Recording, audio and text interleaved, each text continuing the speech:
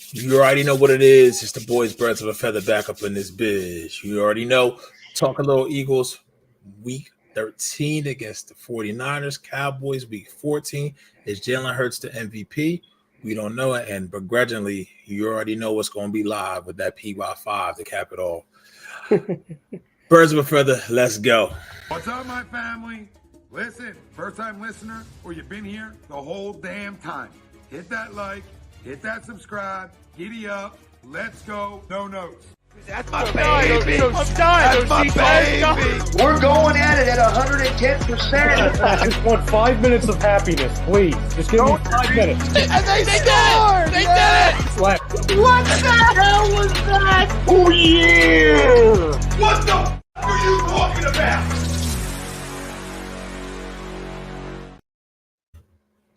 What's up, party people? It's your boy OGP. We got Chucks over here, PY down there. No Jake tonight. Hey, got to pay them bills. Once again, we're brought to you by Alonzi Travel, specializing in creating the vacation of your dreams at Disney, Universal, wherever this beating heart calls to you. Let the talented team of travel experts create a custom vacation just for you. My guy over here, Chucks, Andy Ritter, on In This Very Ring, and any other mashup show. You know what I mean? But we're going to get into it right now, man. Gotta rip the kickoff statement off. Coin has been flipped. Heads was the call. I did not defer. I decided. It don't matter. I wants the ball. He may want all the balls. I don't know. Yes, I said.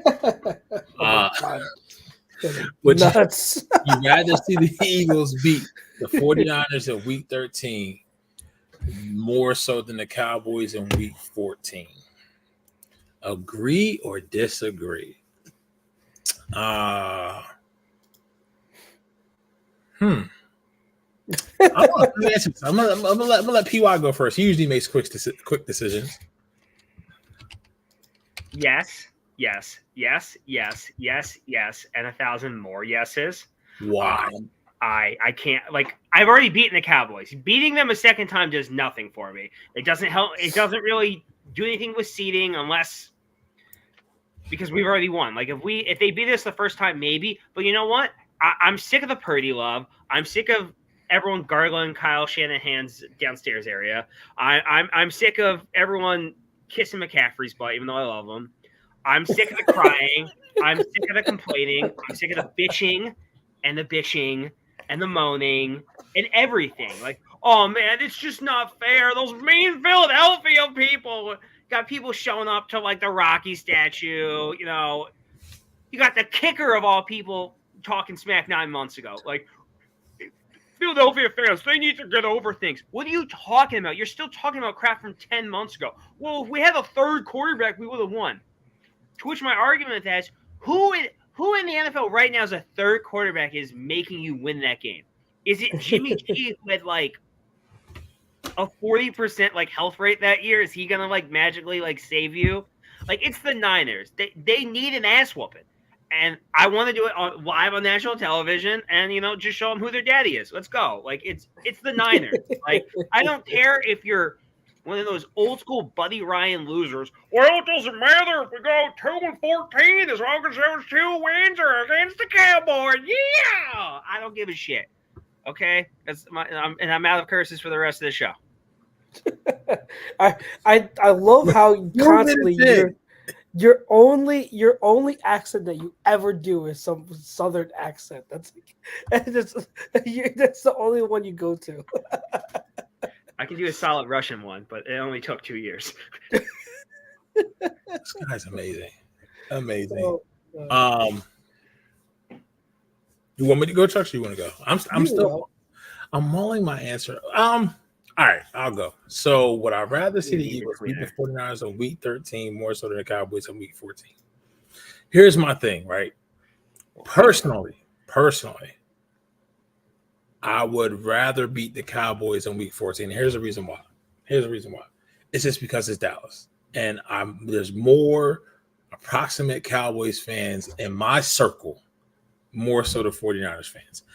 From a football perspective, yes, you want to beat the 49ers because that's a better litmus test. But here's my thing. I would say the race is to 14. The race is the 14. You have to win 4 out of the next 6, right? So 14-3 gets you the number 1 seed, right? In my opinion, you can do that by either beating 49ers or Dallas. One of them has to go. One of them's canceled. So listen, and the Cowboys don't have no walk in the park this week. Seattle come on, and Geno's a little healthier. This is a must win for them. Here's the thing, though, right? With Seattle, they got to be able to handle their aggressiveness. If they could take care of that, then I think they got a chance to do whatever. But neither here or there. It's for Dallas because of the division. First and foremost, you got to win a division. You don't win a division, nothing else matters, right? So you got to win a division. So that's why I say 14 versus 13. This as far as a overarching seasonal perspective, but as a litmus test from a football perspective, yes, Sunday is it. Sunday is it. But I mean, I guess because if it's asking me what I'd rather see, then I guess I'm gonna agree to the poll. I gotta agree to the poll, just because, dudes. When he said this before, we said this the original Dallas week. Remember exactly. I'm tired of the 49ers fans boo-hooing and crying. And if you look at their team, right? If you look at their team versus last year compared to this year, Purdy's playing a little more confident. They got Kittle back in the fold, but no, I can't say it's no starting safety. He's out for the year. Mufanga. You say it right? Yeah. I think they've taken a step up in personnel, but I think Wilkes is not as good as D'Amico as far as a game plan and scheme perspective. Yeah, I mean, it's going to be a great game. It's going to be a great game. I just have a hard time feeling like what I saw this past Sunday, where Allen had nowhere to go with the ball and just made shit happen. Right? Purdy's not doing that. Purdy ain't gonna do that. Like Purdy isn't like breaking off someone and defying the laws of gravity like he's a Madden created player, like Josh Allen is. Like Josh Allen is juking 2 people and jumping over another 3 for a touchdown. Like that's not happening. Like Brock Purdy moves like I move. Like. Yeah. And here, the one thing I will say, so I'll leave it at the kickoff statement. I'll let Chucks go. We'll come back to it, and then I'll start to get into the game itself. And go ahead. Yeah, to me it's easy. I agree to the poll. I would much rather see the Eagles beat the Niners than the Cowboys. A lot of it, I know you touched on the football aspect of it and winning the division, which is absolutely true. Here's the thing: if we beat the Niners, I believe we only need to make sure we beat the Seahawks and the division owners. I'd have to double check the scenarios, but I'm pretty sure it doesn't matter if the Cowboys beat us, as long as if we beat the Niners in the scenario, and then we win against the Seahawks, it doesn't matter. Or if I'm correct, maybe it doesn't matter if we beat the Niners. It doesn't matter if we lose the next 2, as long as we win the last 3 games against the Giants twice and then the Cardinals. Then we win the division. I believe that's the case. Someone double check me if you can, if you're listening.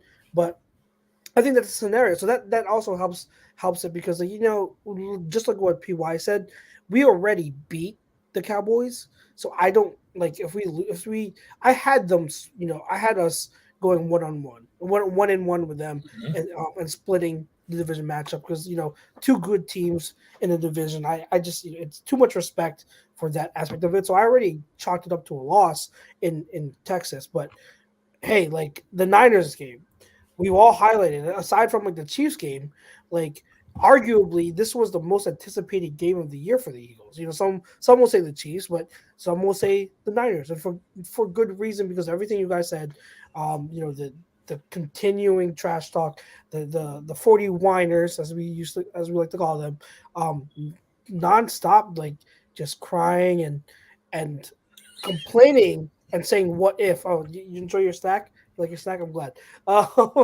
So absolutely, and it's so crazy as if you've followed me and watched me for a while now, you know that like the Niners were almost like my second team, but ever since that NFC Championship game, I can't stand them right now. Like I really can't stand them.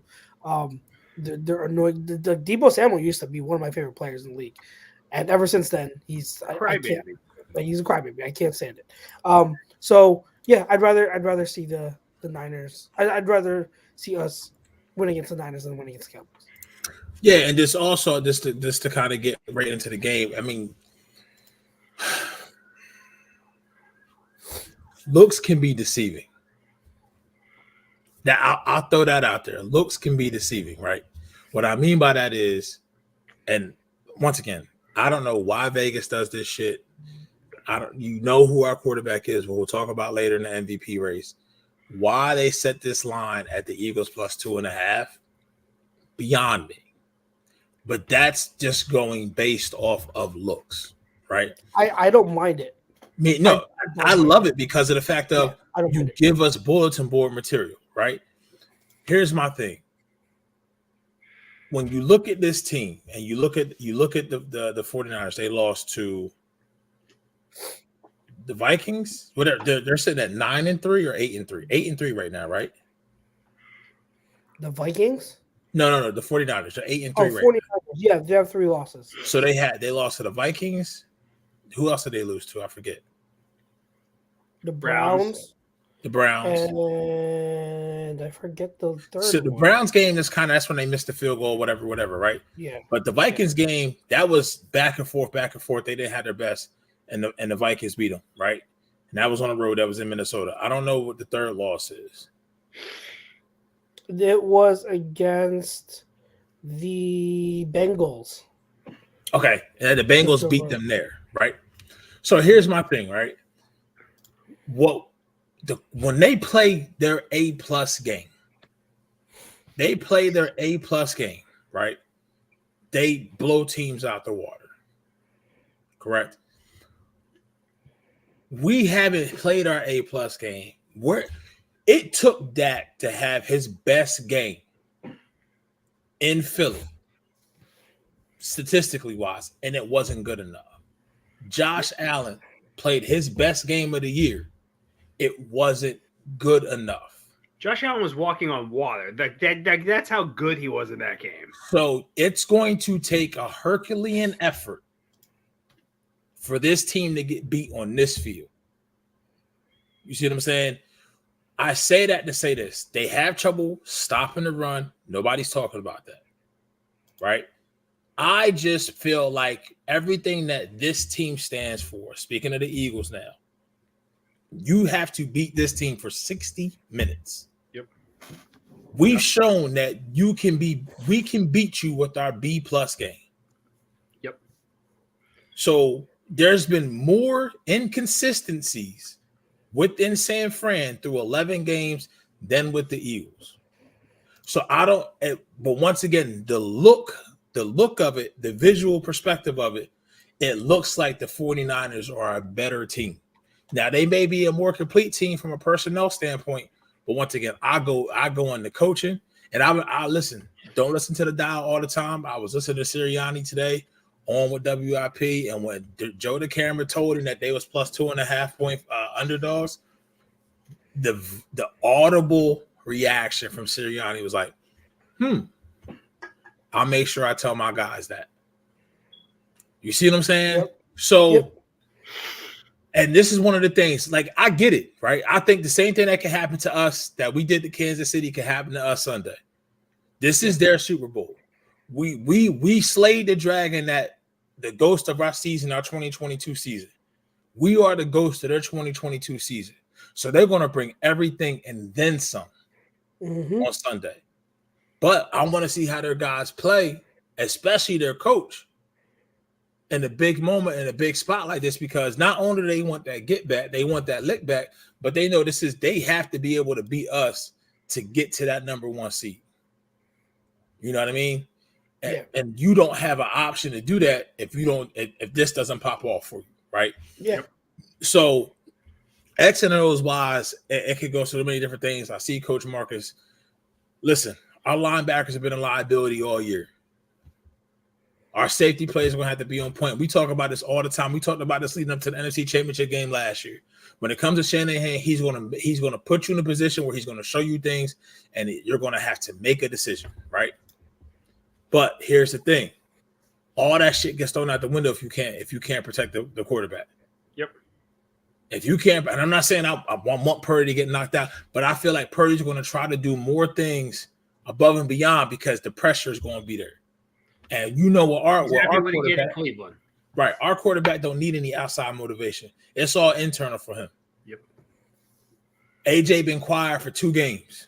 Yeah, that's not happening. Especially with Noah Funga. Like I think that is something huge that's gonna open up the offense. Not to mention, right. I don't think it's gonna be an explosive passing game because I think it's gonna be another raining day. It's supposed to rain. Yeah, it's supposed to rain again. And if they're not great against the run, once again, that's something we can discuss a little later on because I got some numbers. Yeah, and then if it's rainy in a sloppy condition like that, I like our wide receivers' hands better than their wide receivers' hands, and I love Ayuk.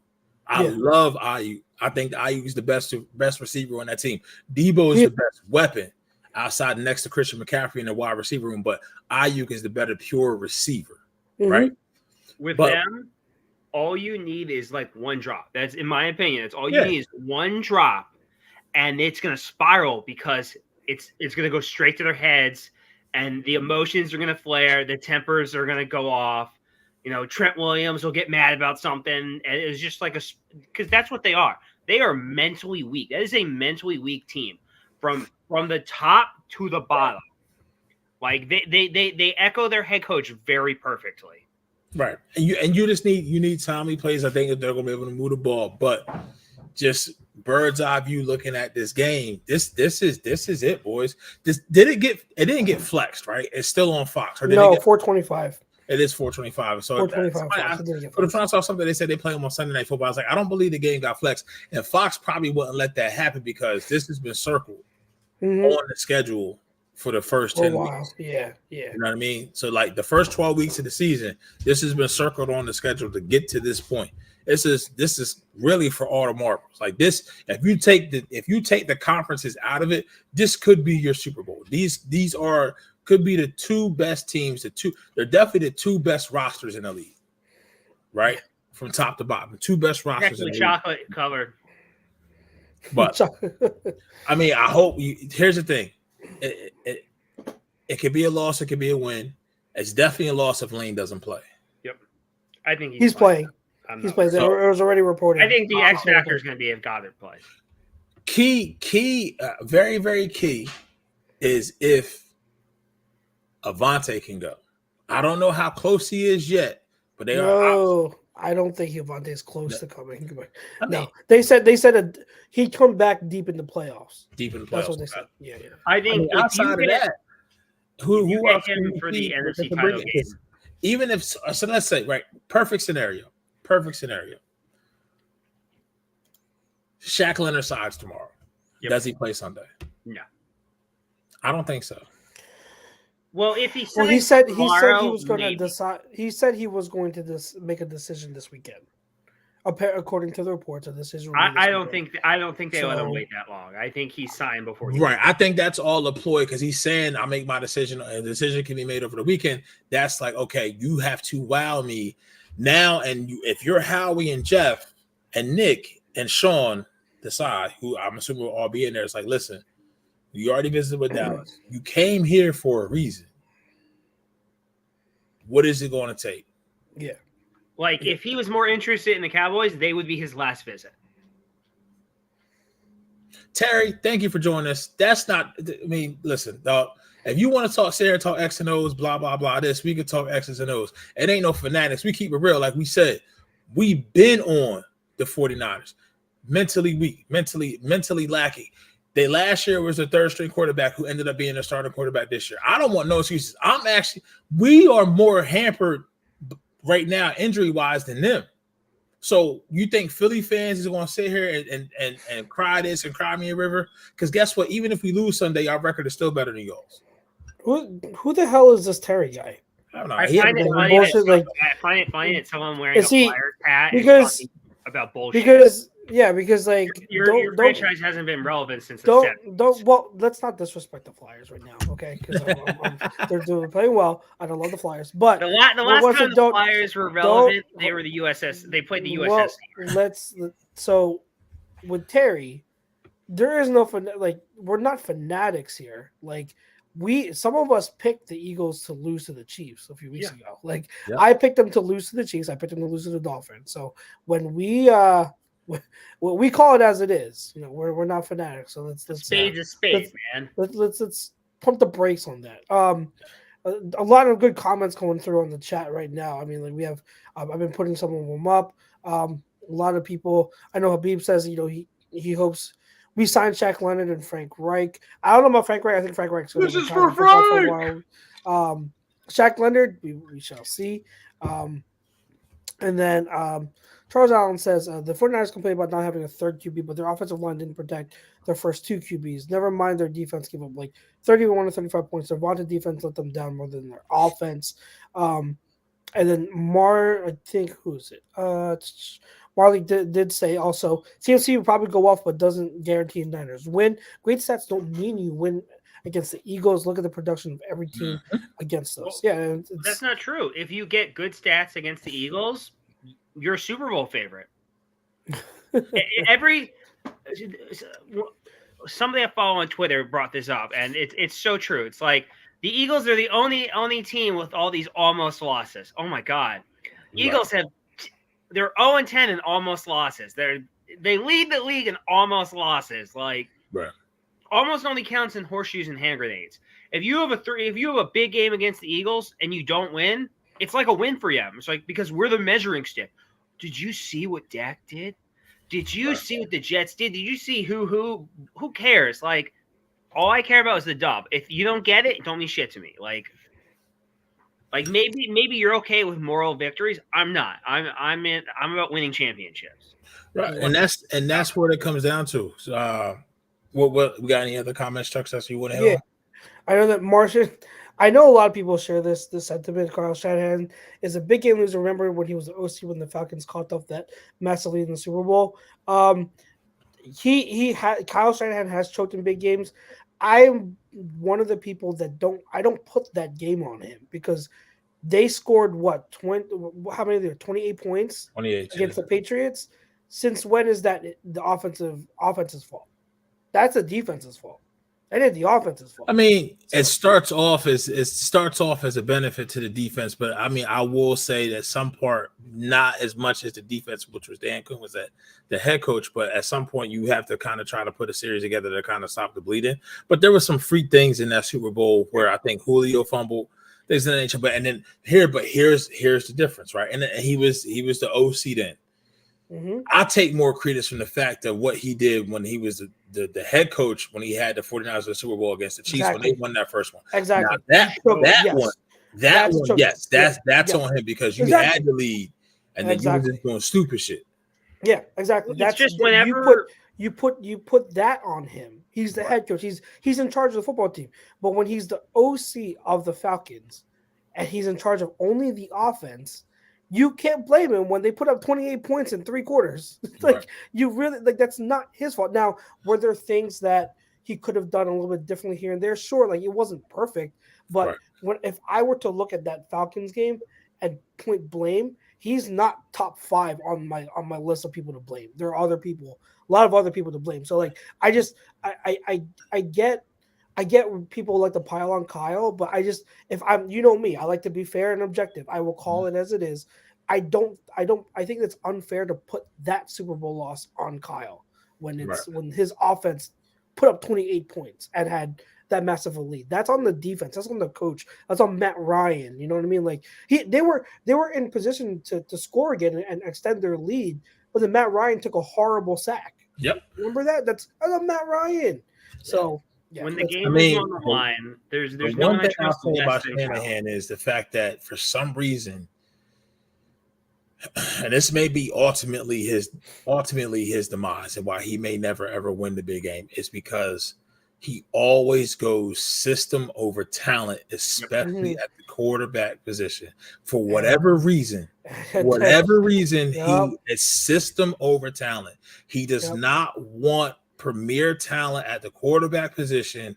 He wants him to operate within the system, because if he wanted talent over system at the quarterback position, Trey Lance will still be the quarterback, because he's going to that is be what top tier talent. So I've been saying it for how long, and He's not his people, daddy. like, laughed at me when I said, "Hey, you guys, like, Nate was on here more than a year ago and trying to argue with me about Jimmy G. Okay, like Jimmy Garoppolo said, like, he's the best option. No, like, this is, if you're Kyle Shanahan, and like, this is why him and John Lynch went after Trey Lance, and not to get too much of a tangent, but I'm reiterating, like, they wanted a high end talent in Trey Lance. They botched that so badly. And Pete, me and you were on Birds of a Feather, and you know my gripe. I said that year they should have just started Trey Lance. They should have started Trey. They should have started, because now you traded up, picked him third. You have to get him going. You have to. What was the issue with Trey Lance? He didn't play enough games in college. So get him games. Like, start playing. Start getting him games under the belt. But now you waited a whole year. You went into the following year, and then he got hurt. And then now you go over to Brock Purdy. You just totally botched that, because you have no one to blame but yourself for not realizing, hey, we put our eggs in this basket. We have to do what we can to nurture it. But no, they wanted to play Jimmy G and get it cute, and that didn't pay off for them. And that's a big reason why I've kind of like soured on Kyle Shanahan, because they botched the whole Trey Lance situation. And here's the biggest thing. What's up, Tom? President of A2D Radio, Tom Arnone, says, my brothers, and then let's talk about how great this team is. Here's the thing. And then we can take wherever you want to take the conversation. I'll say this. Given how the Eagles have played through the first 11 games, and this is being very, very objective, right? And this is, we have some 49ers fans in here. We have Cowboys fans in here. We have a mosh posh. We have a gumbo of fans. We love it, right? That's why we want you here. We want you commenting. We want you liking. We want you sharing. We want you subscribing. Given what the Eagles have played through 11 games on their schedule, and how they've played, and you ask them themselves, grade them B+. I don't think they felt this. Maybe Miami may be the closest to an A performance thus far this season on both sides of the ball. Given the fact that they have more B's and more B+, give San Fran this same schedule, give them the same level of play. What is their record through 11 games? Give them, how many games have we lost the turnover battle? We lost it Sunday and won the game. How many games do we feel as if, and I want even the fam too, how many games do you think the 49ers, what their record would be through 11 games if they played to the same level we played at inconsistently throughout the season? How many wins would they have? What would their record be through 11 games if they played our schedule, the schedule that we have had? I'd say maybe 6 wins. And how we've played. So you're taking the 49ers A, you're taking the 49ers B game, B+. 2 more losses, something like that. So Marshall says 4-7. So here, I say that to say this. Right? They've already shown you they can't win with their B game. Yep. Yeah, they have to put. Yeah. Hence why they have 3 losses. I'm not sitting here saying because of that they're going to come in and we're going to win the game. I'm saying for them to come in here and to beat this team on Sunday, it's going to take their A+ game for it to happen. That's all I'm saying. We know we don't have to play perfect to beat you. And I'll go back to say this again. Anybody who goes back and looks at that Bills game, Josh Allen put the team on his back. He always does. He always has to. That's the thing. He always has to. So all I'm saying is I don't see, you can sit here and say, okay, they got Debo, they got Ayuk, they got Kittle, they got Christian McCaffrey. At some point Sunday, Purdy's going to have to do something. Yep. That's out of that system. that's Josh Allen-esque or that's Patrick Mahomes-esque. Can he do that? He very well may be able to do it. Will he do it? I'm begging to differ because I've seen him play in Cincinnati, and that was at home. I've seen him play on the road at Minnesota. You see what I'm saying? Yeah. I just don't know. Yeah.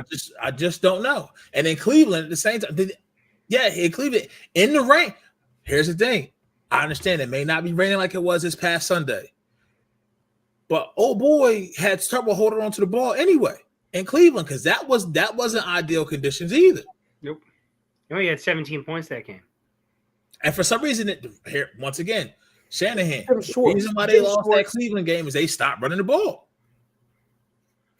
For whatever reason, they stopped trying to run the ball in the second half against the Cleveland Browns. Jim Schwartz knows how to stop that offense. Right. So I need Sean Desai to be watching the Jim Schwartz tape. Well, all I'm saying I think Sean Desai has a better understanding of the 49ers than I would argue most people, that he played them 3 times last year. Yeah. Yeah, he did. He was at Seattle, right? Yeah. Yeah, he was 0 for 3, but still. He has a better gauge. All I'm saying is this game Sunday is not a definition of the whole season for either team. Yeah. For either team. I can't even pick this game because I just don't know what's going to happen. Yeah, that's not me trying to chicken my way out of it. I just can see this game going different ways. I can tell you one thing. I don't see us getting blown out. Yeah. I'm going to be honest with you. I said this last year in the NFC Championship game. People that knows me, that I talked to before the game, listen, either the Eagles win in a route, they win it close, or they lose it close. They don't lose in a route. Yep. Mm-hmm. This team isn't built to get boat race like that. Yeah. Yeah. At all. Yep. So anybody who thinking that I saw Camel Toe Harris 69, who came in here and said that the 49ers by 7, I don't see that. Unless it's a last second touchdown. This is a marathon team. This isn't a sprinting team. Like the other team, like maybe, they can do half a mile. This team goes full. Like this is this is what, like, we're not a perfect team, but that's what I think separates us from everyone else is that when you've been running for 3 hours and you need to finish, you can go that extra 5 minutes. All those other teams, they're done. Like, they are gassed. There are no more legs to run. There are no more extra sprints. Like, they're done. Okay. So we're going to pay some bills real quick. We come back on the other side. We're going to put a bow on this game as far as we're going to do a little preview. Maybe take some big takeaways from this past week against the Bills, get into week 12 around the league, and then we'll get into PY's 5. But before we go to commercial, I just want to say this. One of the biggest things that pisses me off about this 49ers team is it's not even a reflection of your freaking city. Your city is clean as shit. Y'all out here like y'all the Oakland Raiders. Y'all got on red and gold. When y'all not gritty and tough, the Eagles, the Kelly Green, we represent what this team goes through. And I don't care. I'm listening. I don't want nobody on 49ers fans to come and say, yeah, but this area, that area. I got a cousin who lives right in Santa Clara where they play at. It's clean as a whistle out there. It's as clean as PY's face. You see what I'm saying? You want to have this attitude? You want to get all this? Cool. All right, you can play the commercials now. Royal Billiard and Recreation, proudly celebrating 40 years and our new, bigger showroom. Twice the size and twice the fun. More pool tables by Olhausen. More dartboard sets, including custom-reclaimed backboards. More bar and kitchen stools that can change a room. And more bars, including pre-built and custom. Hot tubs, skee ball, shuffleboard, outdoor, and fun. Royal Billiard and Recreation, your ultimate game room store. Now located on Bethlehem Pike in Colmar. In our family, food is our daily bond. My nonna, affectionately called Mama by many, found solace and joy in the kitchen, sharing her love through delicious creations. She turned her culinary passion into a flourishing business alongside her husband and sons in 1983. Celebrating 40 years is a testament to our exceptional team, friends, family, and beloved customers. With gratitude, we look forward to the future, expanding our brand to share the highest quality Italian food and wine nationwide. Our heartfelt thanks to everyone who has played a part in our story. Grazie mille.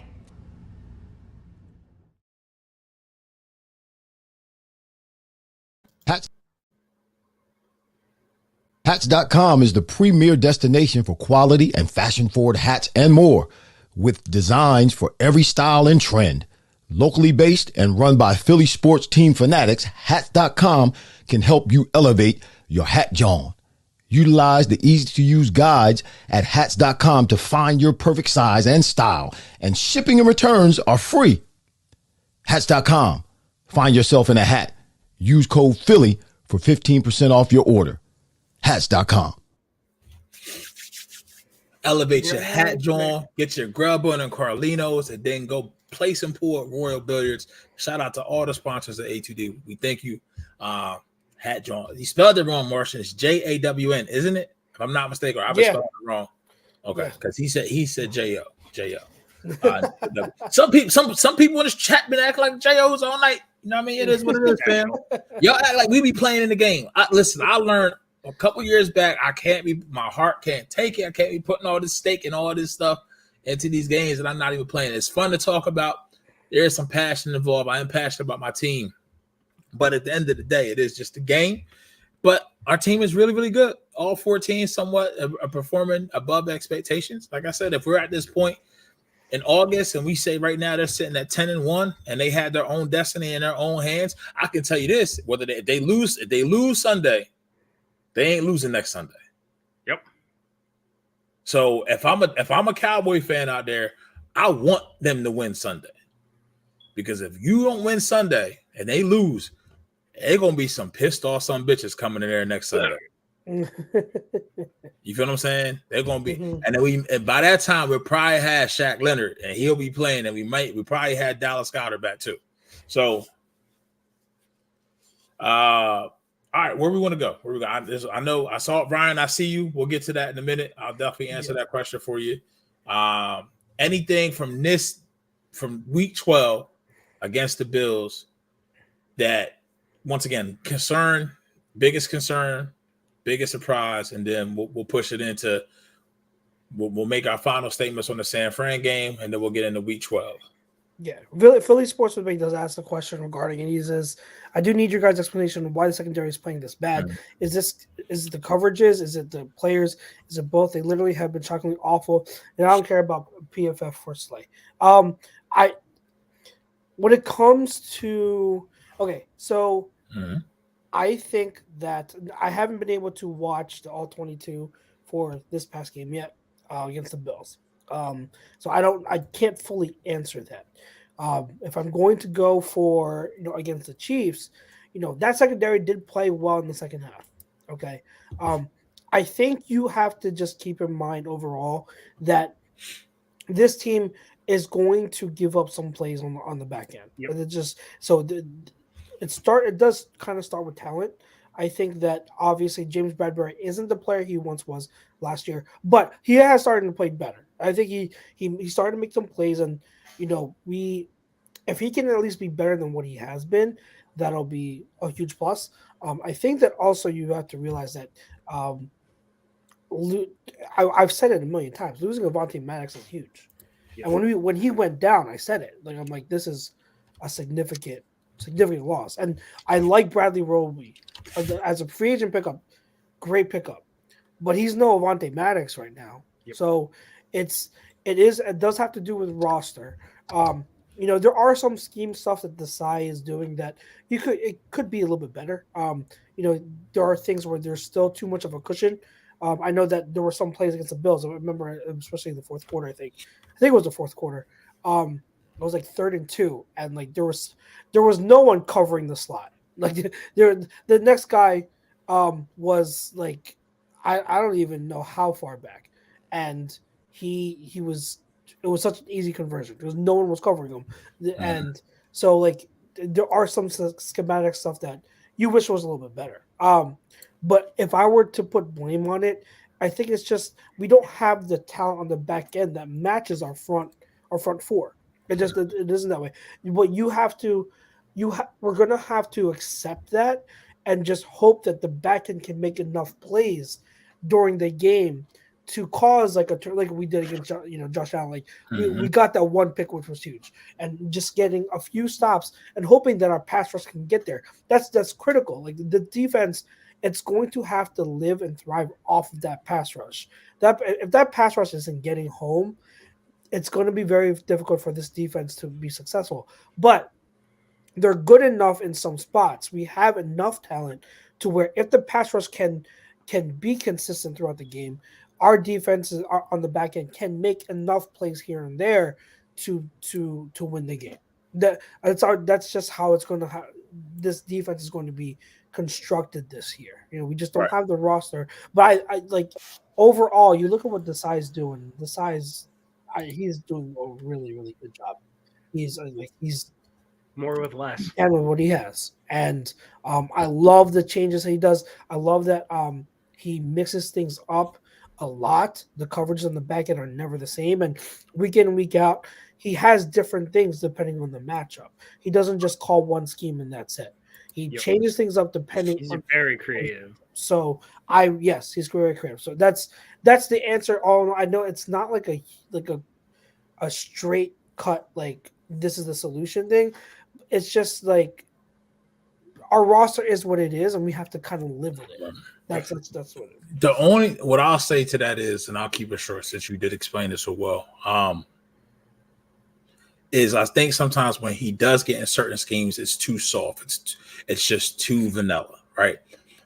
And the one thing I will say, and what I think is with this defense thus far, since we've seen them play the Dolphins, I'll say this. He rises to the occasion for the bigger games. Mm-hmm. Once again, the 49ers are 49ers. While we're concerned with the 49ers as much, right, and just tackle this one side of the ball at a time, it's the defense and the offense. So they're a very, very, very well complete team. But you mean to tell, like, you had Tyreek Hill, you had Jalen Waddle, you had the Miami juggernaut who was setting records at that point, and you held them to 10 points. So if the game plan is there and the execution is there, they've shown you they can hold it down. Kansas City, second half, blanked. I don't give a shit if they drop this pass, that pass, whatever. They had stops when they needed to. I think the biggest thing is third down. They got to get off the field. Got to get off the field at third down. Third down, you got to get off the field. That's where I'm watching the game Sunday, and I'm just like, all right, first two downs, you win. There's a lot of 3rd and 9s, a lot of 3rd and 7s, and they was converting. But here's the caveat to that, right? A lot of that is also the pass rush was getting there. Allen was feeling the pressure, but once again, Allen he's able to get out there, scramble and create. And people don't realize, like, Josh Allen's the size of a linebacker, dude. He's the size as Zach Cunningham. Like, this is a big SOB, bro. Country bull, like, just strong. Like, Purdy is not doing that. Like, Purdy is not ducking 3 defenders, tossing Cunningham or Morrow or anyone else to the freaking ground and just juking guys. Like, that is not Brock Purdy. Like, he's not doing have the ability.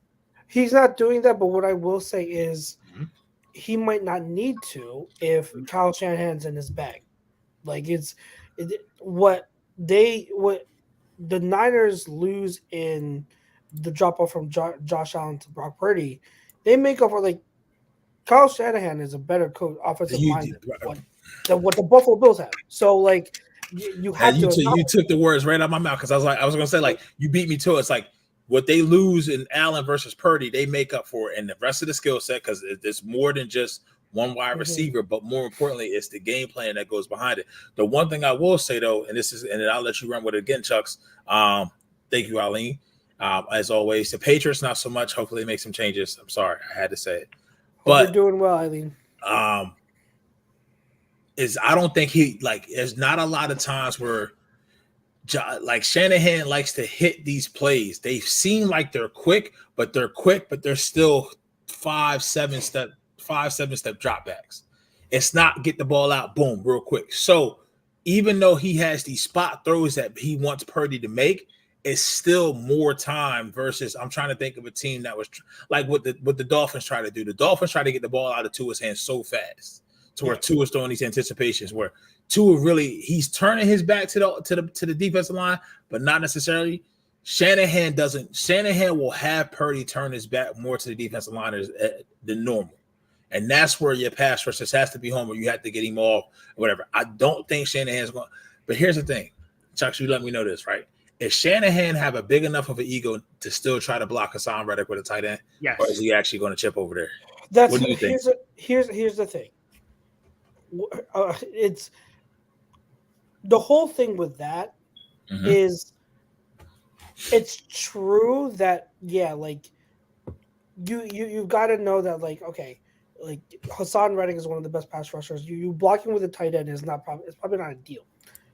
But that's Eagles fans who don't really watch the whole NFL don't really realize that that wasn't just an Eagles matchup thing. That's stuff that is incorporated in his system for a long time. The play design he's been using for years. That's nothing new. It's nothing new. The difference is Hassan Reddick was able to take advantage of it. Okay. Now, will Kyle make an adjustment? I wouldn't be surprised. I'd say it's 60% chance he will make some type of adjustment to make sure that doesn't happen. He's too smart not to. But you can't expect him to deviate from his system, from his play calls. Like creature of habit. On that certain play, what happens is you have the tight end because it's a play action. Okay, so I hate not being able to do all 22 on these shows. Like I wish I could show you, but okay, you have play action. All right, you have it to the one side of the formation. So on that play, because Birdie's right-handed, so you're having play action. You're doing outside zone to the left side of the formation. Okay. When you do that, the way your blocks have to set up, you're blocking that strong side. The backside D end is left unblocked by the offensive line. By nature of that play. That is why when you see that tight end scrape across, he picks up the backside. He's supposed to be responsible because on that play action, you have to have the offensive line show that side to protect that area of the field off of the play action. The tight end will scrape, will come off and block that back side to have that pocket for the quarterback. Okay. And that's the nature of the play. Every single team that runs that offense, that runs a play, will do it. The 49ers were the first ones to do it to the Eagles that season, and they won't be the last. That's how the play is run and executed for every single team. It's nothing new. So let's get that out early. However, I think based on what happened in the NFC Championship game, I think Kyle Shanahan is too smart to try to play with fire again and let that happen again. I think he's a type where he's going to use it, but for this specific game, he probably won't. That's my estimation. Now, could I be wrong? Yes, I could see an instance where maybe he throws a wrinkle in. Maybe he does something where there's a misdirection off of it and still runs that play action, so that Hassan Reddick has eyes somewhere else where he's more conflicted and will second guess his read. So it's very possible, but I don't know. But that's just the way that play is structured. That's how it always has been. It was never an Eagles thing. It's yeah. So and also, I mean, it's just a tale of two evenly matched teams. Now, I will say the litmus test, it's kind of like the build up when you build up calluses. If you're starting off wrestling when you're a sports entertainer, you got to take bumps, so you got to build up calluses for your body to be able to handle that pressure, right? We've had that, right? Like every test, like this is not something where we can let our guard down, right? And this is now the 5th week in a row. And even when we try to let our guard down against Washington for whatever godforsaken reason, who put up 31 points on us, they put up 62 points in 2 games. That's you kind of, it's like a wake up moment, right? But ever since then, they know they're getting their best from the other team every time, right? I just don't see a world where this team gets embarrassed without embarrassing themselves. That they can't get off to a slow start on Sunday. Nope. Yeah. But honestly, technically, they didn't get off to a slow start this past Sunday. People forget they had a 7-0 lead. Yeah, and they scored first. They scored first, and so like I don't know what happened. Like they had that fumble was no interception, off of deflection. Like it's and the interception off the deflection. Yeah, because we had the drive they scored a touchdown. The Bills came back and got 3. Yeah, and then the next drive of the series after was the deflection. First touchdown. That kind of threw them all out of whack because like after that I think including that drive they didn't run the ball. Like I think that was the most. That's what I think we all complain about is that like you're not running the ball, and more importantly, you're not running the ball with DeAndre Swift in the first half. I don't know. Like remember what it was like was it week 1 where Gainwell was like the lead back and 19 carries. Swift had like 2 touches or something like that. Mm-hmm. And Nick Sirianni, he has said like we don't want a scenario where DeAndre Swift is only getting two touches a game. That was week 1. Segue. This was week 12. Okay, like it happened again in the first half. Now, thankfully they corrected it in the second half, but like you just can't let that happen. You can't let one of your most dynamic weapons on the offense only come away with 2 touches in the first half. You can't let that happen. You just can't. Yeah, so I was looking that over because it's been driving me crazy the last few games that Swift has just not been getting it enough. And so for the last 3 games, this is what I got. First half carries, Swift 19 for 74 with a touchdown. Then you got Gainwell and Scott 8 for 60 and a TD. Hurts ran it for 9 times in the first half, which for 43 yards. And I'm like, I love Hurts' running ability, but I don't think he should be getting a lot of runs unless it's like wide open in the first half. I want at least 10 carries for Swift in the first half of the game.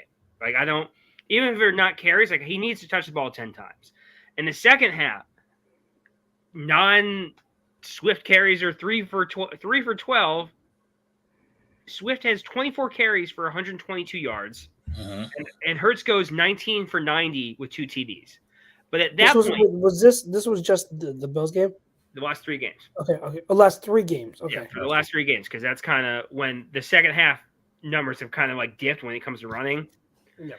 And that's when in the second half, like that's where I want Jalen Hurts to run because you're just gassing people. And they're not going to be able to keep up with you. Like there's no reason like DeAndre Swift should not have 8 to 10 carries in the first half of every game. Like, the only thing you said that was the first half stats for the last 3 games, right? Yes, first half and second half. Well, and the second half is just they throw it more because they've been down by 10 or more. So it's in the second half, Swift and Hurts their numbers are skyrocketing and their production is skyrocketing. Right, because I mean at that point, and I want to get to Swift's question right here. So, he says, "Do you guys think Brian Johnson's purpose not going to run consistently, even how good plays they show at running the ball? When they show a great long run with Swift or etc., or even running the ball on 3 or 4 consecutive plays, they'll go right back to passing the ball. Why are they saving it for the playoffs? Why do we not do it?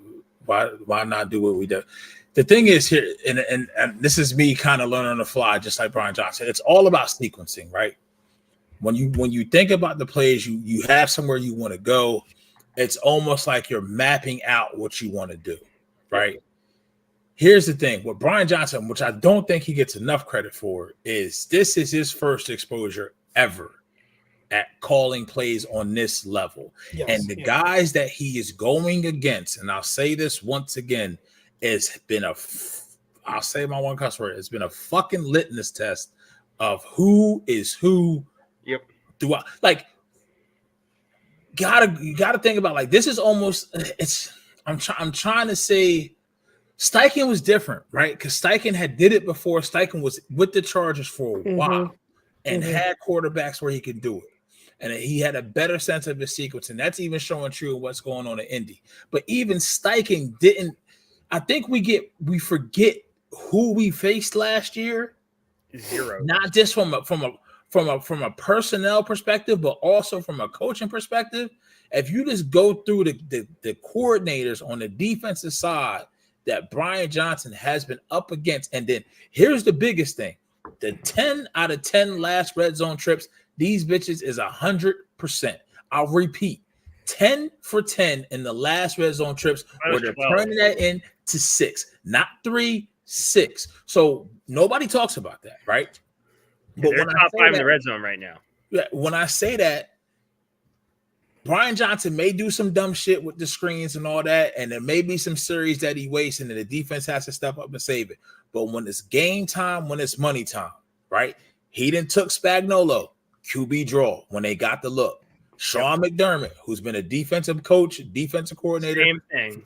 Same thing. When They couldn't believe they bit. Like they were all surprised they bit on that. Right. Yep. But okay. So Swope, here, listen, love you, guy. I really do. You checking every week. Put his comment. The thing with Steichen, he was mostly passing because they were fucking up. Yeah, they were winning. He up by like 20 points at halftime. Yeah. You're like, it's all right, cool. Completely different now. That's the you're going. It's almost like somebody playing in the Premier League and the B division getting caught up. Mm-hmm. This year, this schedule, this wasn't no big boy. This wasn't no Cub. This wasn't no Cub Scout, right? Like this wasn't no Boy Scout. Like you're a Cub Scout now. Like you got stepped up to a Ranger with this season, this schedule. Anybody like there's not another team who was thought of to be a Super Bowl contender that has a schedule as tough as ours, and with this stretch. Remember, everybody was saying that this stretch was a gauntlet. These 5 games is going to be the true test of what they have. If anything, the one bad mark they have being the Jets is more of an eyesore than any of the wins that they had. I just don't think we're giving enough credence to the fact of what they're going against, when specifically speaking about Brian Johnson on the other side of the ball from a defensive personnel and a defensive coaching standpoint. It's completely different. Mm-hmm. Steichen, I love Steichen. I can't say I was about to say I love Gannon. Don't love Gannon. Love Steichen. Yeah. He didn't have to deal with this. Nope. He didn't have to deal with this at all. And honestly, look at how much this, I won't say in the Super Bowl they struggled, but there was times in the Super Bowl where the offense got stagnant, right? And the Kansas City Chiefs defense wasn't playing nowhere near as good as they are now. Yeah. Nowhere near as good. Yeah. And the biggest thing about Brian Johnson is when it's game time, when he needs to play, you go back, don't even look at the QB draw. You go back and look at the play when it was 24. No, it was, I want to say, was it 17-7, and the Devontae Smith touchdown. Ooh, yeah. Go look at that play design. They have ran it before and gave a different look. And even Jalen, from the standpoint, he gets the ball, he looks at the out just to draw the safety there and throws that right to Devontae. Stuff like that, you really got to get in the weeds to figure out what it is that Johnson is trying to do. And he's trying to do this shit with a team who's a true Super Bowl contender. He doesn't have the luxury to sit here and not be successful, right? There are times where I think the talent around on the offensive side of the ball is being successful in spite of him, but there's also times where he is making it very, very easy for the offense to execute and be successful. Yeah, I love that you pointed that out. Even the first touchdown score by AJ Brown, right? The first touchdown was AJ Brown, right? Mm-hmm. The one in the back. Like, okay, even on that drive, that was great sequencing. If you remember, they called that one play to Jack Stoll where he leaked out. Was it a third down or fourth down? Third down. I think third down. Jack Stoll, that completion of Jack Stoll. That touchdown play was a play, like that was a play off of that play to Stoll. They ran similar look, but instead they had AJ Brown go to the back of the end zone, and both of all the defenders bit on Stoll because of the previous play, because of the previous play to Stoll where he leaked. So that is great sequencing there. Like I think Dan Orlovsky, he brought it up, and he's been bringing up the past 2 weeks, is that, you know, in terms of situational play calling, Brian Johnson is doing a really, really, really good job. And I think that, and I don't mean this as a slight, but unless if you're watching and studying film or knowing what you're seeing in terms of excellent standpoint, you can't really get a full appreciation of that. Like it's tough. And again, I don't mean that disrespectfully. I'm saying that like as a fan, if you don't know that stuff, I can understand and I can see why you're getting frustrated with Brian Johnson. But when you get into the details and the weeds of it, you'll see what he's doing really, really well. And to play off of, to go back and talk about why isn't he running it like like he did in the second half against the Vikings? Like it's I've been a big proponent of Swift since day one, since the day we traded for him. I've been saying he's the lead back over Kenny Gainwell since day one. Everyone I haven't come off of that, and everyone knows how much I like DeAndre Swift, even back when he was college. Okay, so I want DeAndre Swift to get around 15 to 20 touches a game. Let's not deviate from that. Okay, don't get it twisted. However, does or doesn't he have a little bit of an injury history? He does, right? Mm-hmm. So, do you want him in the regular season but then get hurt? Or do you want him to stay relatively fresh and have him effective in the playoffs in December and January? You want him fresh, right? So, like Ryan Swope, do you want them to run DeAndre Swift 30 times a game like they did against the Vikings? No, I don't want that. Now, okay, you want them to run the ball more. Okay, say they do limit his touches. Well, then, okay, you want them to run the ball more. You're going to give it to what? Gainwell and Scott. How many people have been complaining about Gainwell getting touches? So you're saying you want them to run the ball a ton, but you don't want Gainwell to get the ball. Okay, so that's another thing. And two, when you're doing a great job at play design on the passing game, and there are shots to be had with your talents. When you have Devontae Smith and AJ Brown, why wouldn't you pass the ball? Okay, why wouldn't you design plays for them? All right, let's not. I'm not saying that we need to be pass happy. All I'm saying is let's pump the brakes a little bit and let's stop being so harsh and upset when he doesn't run the ball, like to a point. That's all I'm saying. Like is there? Yes, run the ball more, give the ball to Swift more, but let's not get carried away and expect them to get 30 touches a game. Okay, if we're giving somebody 30 touches a game, that means we finally played our A game and we're up. Yep. Yeah. Exactly. Yep. You're up. I mean, I get it. Like it's tough. Even like I see Jonathan Harvey chiming in. Thank you, John. Says the Eagles drive with less than 2 minutes was a competent no seam right for the tight end, called and distracting the spot on Jalen for Jalen to do quarterback draw. Jake was clutch. Obviously, Jake was clutch. Jake to make. That's what I'm going with. If the seam was there, he throws it and it gets picked off. What are we doing at that point? Now, because this is the God's honest truth. If that's there, Brian Johnson calls it the perfect play. Jalen doesn't execute. How much flack is Jalen Hurts going to get in this town? 0. You see what I'm saying? So everything plays out. Everyone gets so mad when you criticize Jalen Hurts. Right. Everything happens for a reason. I'm just trying. I'm trying to get people to see, like, yo, when you're watching it on your 65, 75, or even if in your crowd, like Chuck said, if you don't know what you're watching, then it's difficult. Like it's difficult. And I'll say this: we don't know everything, and we're not sitting here saying Brian Johnson is not without his faults. But I can sure as hell tell you, Brian Johnson is better at 1 year versus Nathaniel Hackett, however long he's been in the fucking league. Yep. Yeah. There's a reason why he's going to be one of the most sought after coaches next year. I mean, Ben Johnson is the number one coach of Canada. Yeah, he'll be the number one. He's going to have his pick of wherever he wants to go. Right? Probably him, probably Shane Waldron, and there's one other guy I'm probably missing. Brian Johnson is down on that list, but this is one of the benefits. The reasons why I like them promoting Brian Johnson is because you may have him. He's finding his way, right? And then it's the next one, and it's the next one, it's the next one, it's the next one, right? So this team could be in a very, very different position, and that's why I say, like, if somehow, some way, this Sunday, everything comes together. Yeah. Watch out. Yeah. because it hasn't come together yet, and this team has been so resilient to make it happen. It's once again, anybody who wants it to look like last year, it won't. It won't. I'm curious to see what the 97 Broncos winner margin was in the 98 Broncos. Like, I'm willing, any team who's won back to back like that, you feel what I'm saying? Or who's lost, like, obviously 1990 Bills, they went to the Super Bowl wide right, Scott Norwood. 1991, they came back 10-1, right? They lost in the Super Bowl again. The Dolphins did it one year. They lost in the Super Bowl, came back, and they won the Super Bowl.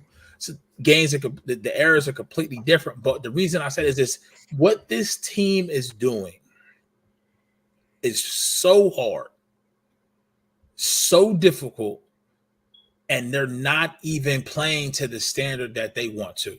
The one thing I'll say right from the rip, one of the key things I'm looking for Sunday is minus Derek Barnett plus Nolan Smith. And Nolan Smith now in this game getting more reps. He's only a matter of time for he's going to get home. Yep. That's the benefit that you have. Yep. Roby, healthier again, getting back into it. Now, linebackers, I don't know what's going to happen. Kittle may fuck us up for like 3 touchdowns. Dude, but you have, when you have that, right? There's honestly, you can say that. Like, you can come out of this game like, listen, they killed our linebackers. They killed our linebackers, and they can lose the game. And I can see a way that they can lose this game. And maybe in that moment, it's going to be a tough pill to swallow. But then looking back at it, maybe come later on that night, Monday, Tuesday, where I'm like, you know what? That's football, bro. Mm-hmm. And that's football. And that's even if that happens. If we go fast forward next Tuesday and that happened, right? We're still sitting here 10-2. You got Dallas on your schedule. Yep. You see what I'm saying? So if they lose this game Sunday, it's not the end of the world. Nope. And I can clearly sit here and say, whatever you think of Brock Purdy, when it comes to a roster, second best roster in football behind ours, in my opinion. Yep. And one of our best players last year that celebrated with us in our locker room is now playing for them. Yeah. Yeah. And he looked like he's fresh. You feel what I'm saying? So listen, Dickerson, Juergens, and Kelsey, oh God, you boys got your work cut out for you. Yeah. Luckily, we will get Lane back. So yeah, we need your boy. Listen, Lane and Mailata. It's the trenches. The trenches is going to be key. It all starts up there, and even for us on the other side. Like, listen, Jalen Carter had 92 snaps. 92 snaps. Jordan Davis had 76, and Fletcher Cox hurt the room. Like, I don't need anybody in my D line, especially the young boys. Let them breathe. Yep. Let them breathe. Because you need them to be fresh. You need them to be fresh. Like, and I don't even know. Did they have any additions? Did they have the same O-line they had last year now for San Fran? No. No, one person left, I think. I forget who it was. I think it was one person. But yeah. Go ahead. No, yeah. It's like, I think that, and this kind of leads into the other topic coming off of that game, is I think for another key to this game is Jalen Hurts is going to have to show that he's the far superior QB to Brock Purdy. And so like it leads to like the whole thing. Like I see what you guys think and what the fam thinks. Like, do you think based off especially that last performance, he wasn't great in the first half, but second half he came on. Has Jalen Hurts done enough to be the favorite, to be the front runner for MVP? Like, obviously Vegas believes so, but what I'm saying is, like, objectively speaking, like, does he deserve to be the front runner right now? And I would say yes, just not just because it's a team with the best record, but if you take him off this team and you look at what's behind him, you're a 2-win team. I mean, it's just the things, and knowing that he's hurt. Yep. Knowing that he's not 100% in that fashion, and he's shown that he can beat you from the pocket, he can beat you running, he can do a combination of both, and his just the attitude for shooters to shoot. You can go 0 for 20. Like in the first half, he just looked like absolute trash. Even the first half, you could talk about the first 40 plus minutes of the game. He had 50 passing yards and ends the game with 200 yards passing. Yep. Accounted for 5 touchdowns.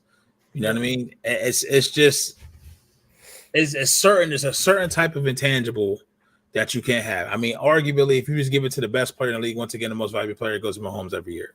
Yep. Yeah. What he's working with, he's won them. I mean, this is Jalen's. Could be Jalen's time. It's his. I would say this, just like last year at this point. Let's not act all new now. Last year at this point, through 11 games, it was Jalen's to lose. Yep. It was Jalen's to lose, and he's put a stranglehold on the MVP again. And once again, at the same point in time, is to lose. Stats may not be there, but the wins are there. I mean, I don't know. Like, I don't know who else you can make an argument for. Could you make an argument for Lamar? Lamar's had bad games. Could you make an argument for Mahomes? Mahomes has had bad games. Yep. No, not Mahomes. Outside of Jalen, the next person I'll probably go with is not even a quarterback. Yeah. It'd be Christian. Yeah, that's been the debate now, is like because like, let's be honest, like it's a much closer race in terms of quarterbacks this year than it has been, and I totally am not. I don't think anyone's also ran away with it like it has. That's what I'm saying. That's what I'm saying. Like, there's no one has run like last year before Jalen got hurt. It was Mahomes and Jalen. Like that was, those were it was those two and anyone else. This year, not so much. I guess a lot of people are starting to bring in the conversation of like, okay, non-QB, give it to a non-QB, and I think I understand, but that's also not like what's going to happen. Yeah. We all know, everyone knows, even though it's not in writing, that the MVP goes to the QB of a playoff team. It's a QB award. Offensive player of the year is everything else. It just is, and that's what it is. So if you're going to do that, that's what you have to accept. Now, like, I know now for like a week straight, we've been, and I think I wanted to talk about it last week, but I think I forgot to. But I'll lead into it because we're seeing more and more of it, more of the conversation from guys from like PFF and like all these like analytics heavy. Yeah, it's just driving them crazy. It's and I'll call them out, like the Steven Ruiz's, easily, like the two guys from PFF, I forget their names, like Sam Monson, I think is one of them. They're providing all these stats as to why, like the award shouldn't go to Jalen, and that they're using it as saying like, hey, like, the award now is flawed. The award's flawed because we're going to just give it to the quarterback of a playoff team. It shouldn't be that easy. And they're using like all these like, stats and ridiculous analytic stats to try to further their argument, right? But I take exception to that a lot. I take a heavy exception to that. Like, it's the issue with all of these like extreme analytics heads from like PFF and everything is they lean so much on these like pure passing stats, right?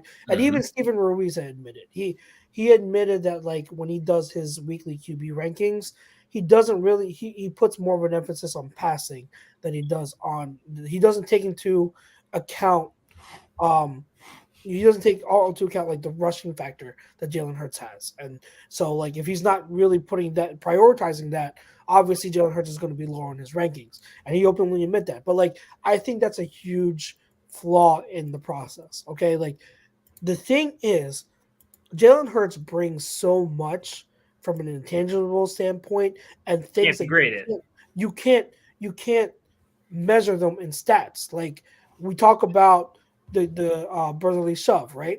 We talk about that. Because of Jalen Hurts and the offensive line, it's for the Eagles, it's 1st and 8, 1st and 9 every single time. Yep. It's not 1st and 10, it's 1st and 8 or 1st and 9 all the time. And so if they get 8 and 9 yards on 3rd down, 4th down, they're going for it, they're going to convert. It's done, right? That is a huge advantage. Okay? And then we talk about like how Jalen Hurts he may not be as physically talented as a Josh Allen, okay, or a Justin Herbert, okay, or even a Joe Burrow. He's not that type of quarterback, and we will all openly admit he's not that type of pure passer that they are. We get it, but the thing is, his intangibles. I think that those have real value, and if you speak to anyone that's played with them, not even just the Eagles, like even going back to Alabama and Oklahoma, those have value because his poise, his confidence, his leadership, his ability to just make the right decision when it matters most, that rubs off on everyone else. I mean, Jason Kelsey said that Hurts is arguably the most clutch player he's ever played with, right? And that has value. So I think with all these analytics heads, it's like stop looking at just the pure passing stats and start looking at the other things that Jalen brings to the table. And you'll see that he's deserving of MVP because they do have value.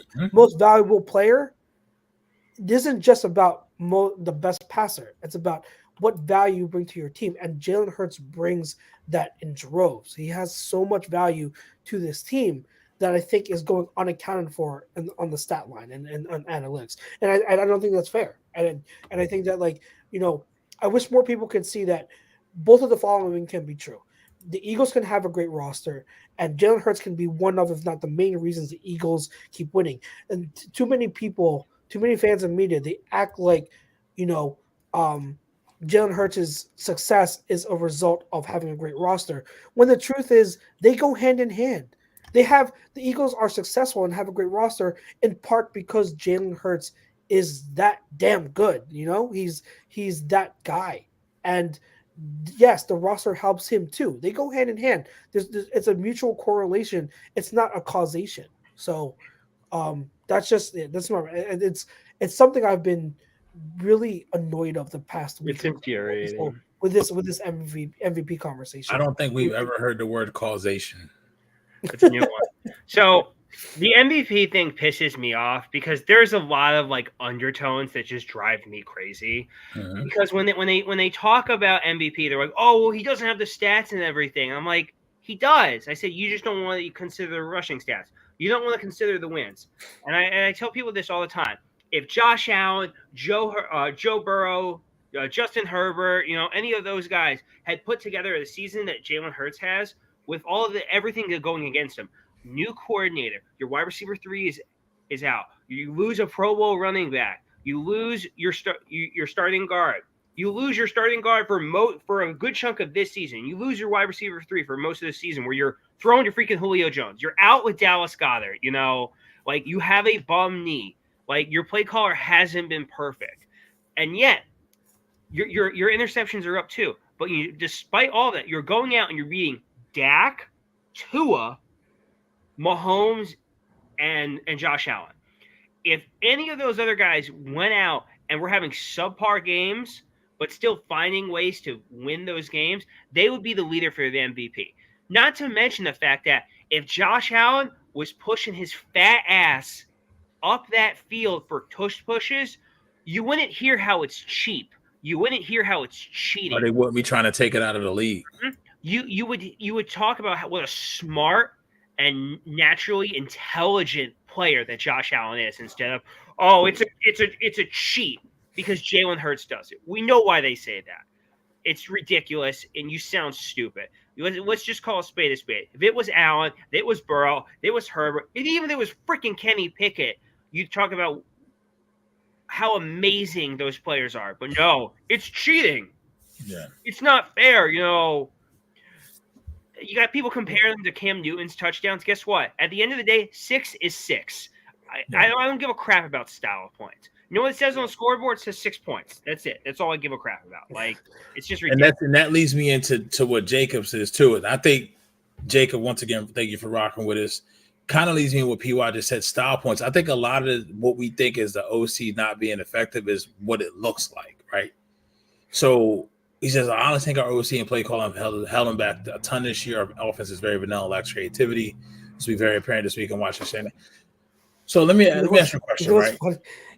Go ahead, but I think it's so Shanahan is play calling can do whatever it wants between the 25. But if they're getting 3 and we're getting 6, because once again, if it's holding him back, it's been so ineffective.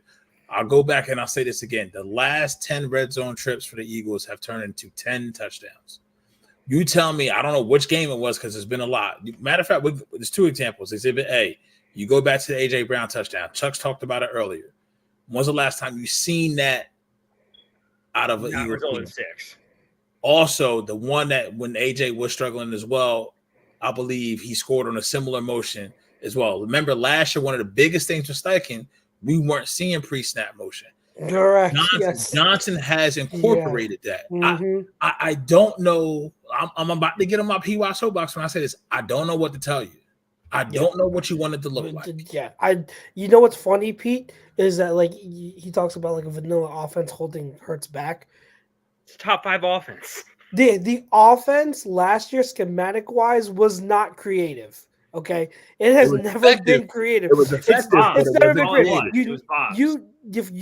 If you take our concepts from last year and compare them to everything else, it is so basic. It is so basic. Now, the concepts are basic. The sequencing and timing of calling them was very good. That's what made Steichen so good, is he knew when to call certain plays. But the concepts themselves are very basic. We didn't win last year due to creative offensive play calling. We did not. We won because our talent was just that much better than everyone else's. Okay, this year the play calling has actually been a bit more creative for what reasons. What you said, Pete, is more motion, more things, more guys. How many times did we see a wide receiver lining up in the backfield last year? None. How many times have we already seen it this year? We've seen it 2 weeks straight, right? With Goddard out, we've increased the use of different types of personnel to help make up for that.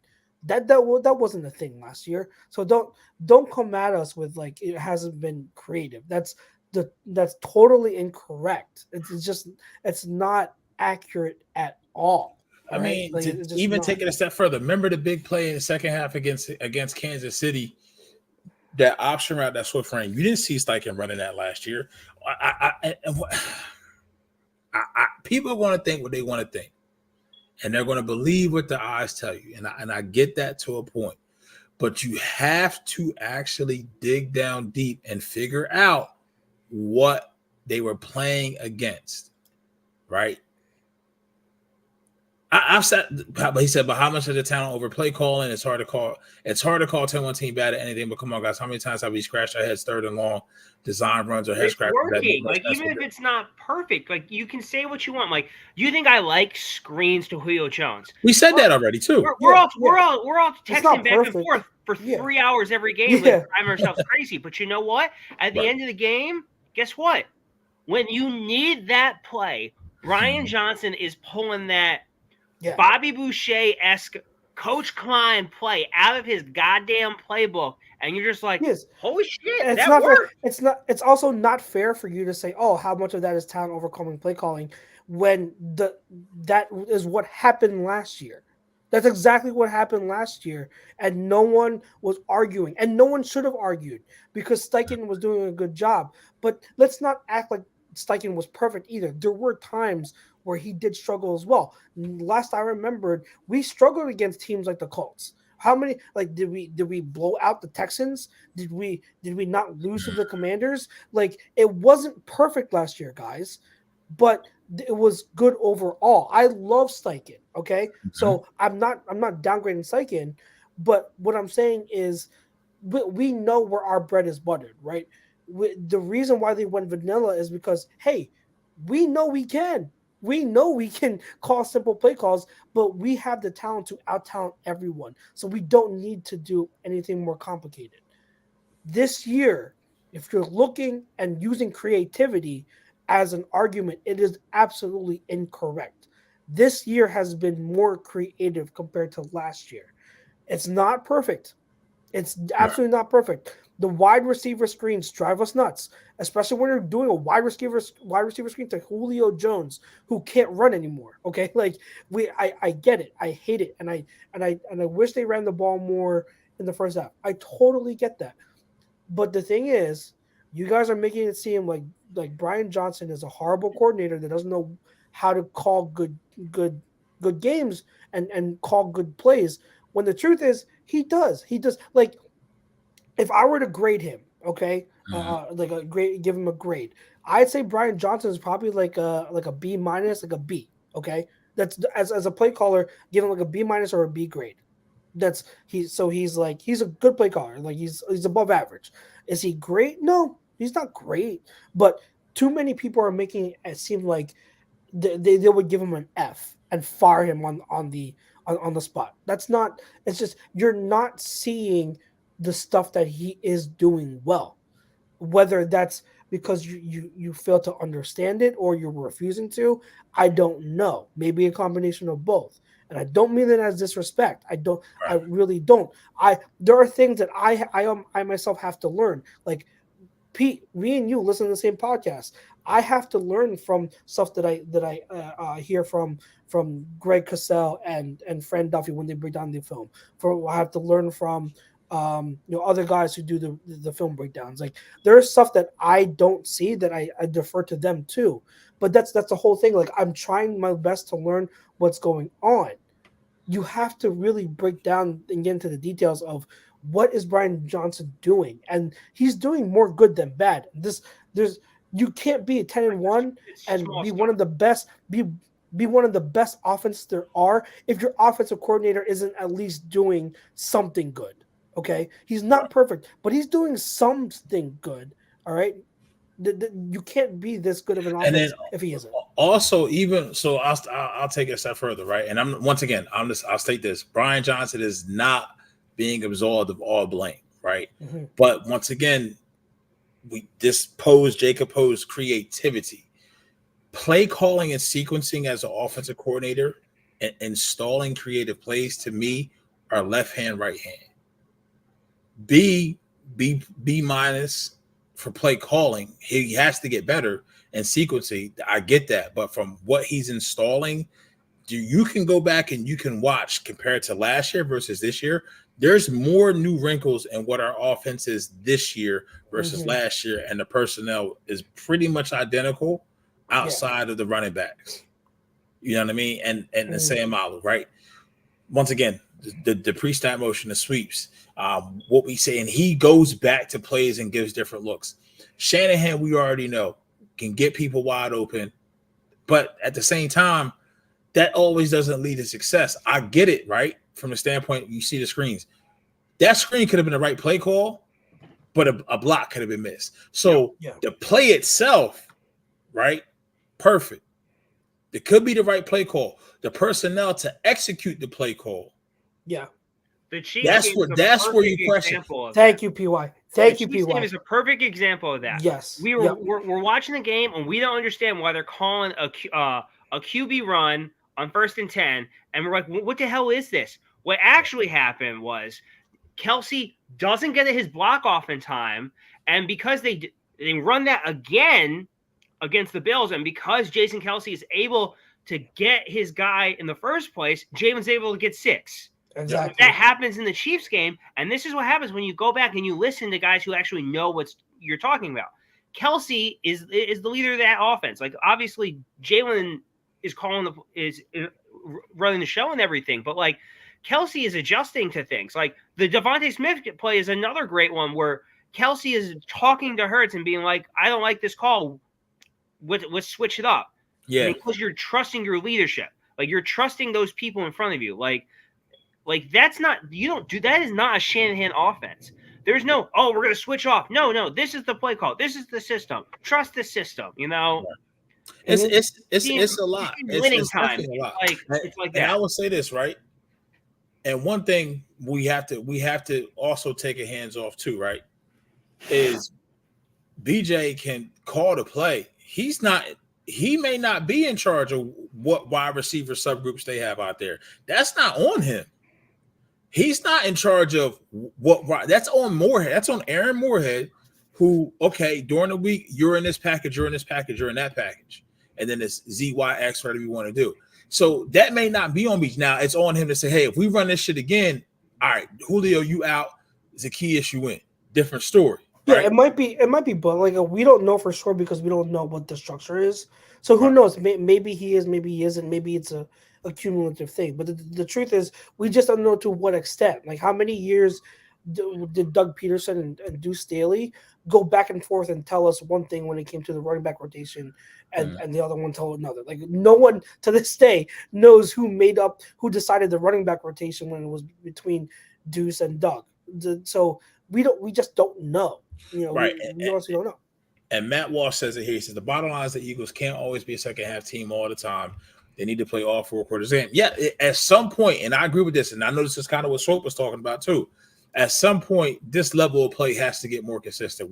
No one's denying that. And I'm not sitting here saying now, regardless of what happens Sunday, let's buckle in and enjoy the ride. I'm not saying that either. I'm saying this team has earned the credence and buying themselves some time to try to figure it out and try to get it right. Soap also says, are a lot of plays being called runs and chains as they get to the line?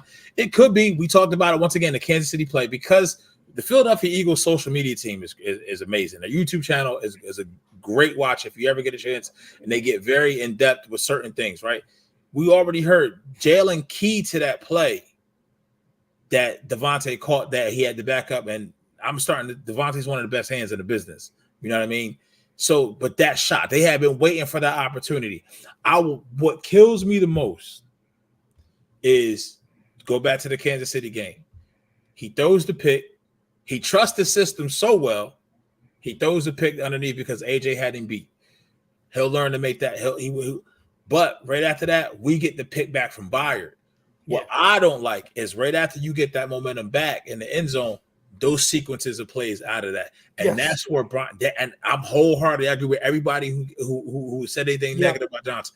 That has to get better, but also that also could be execution. But here's the thing, the beauty about that, when you come to sequencing, you want to have the most margin for error. So maybe there could be something else on that call sheet that would have gotten you that positive yards to get you started.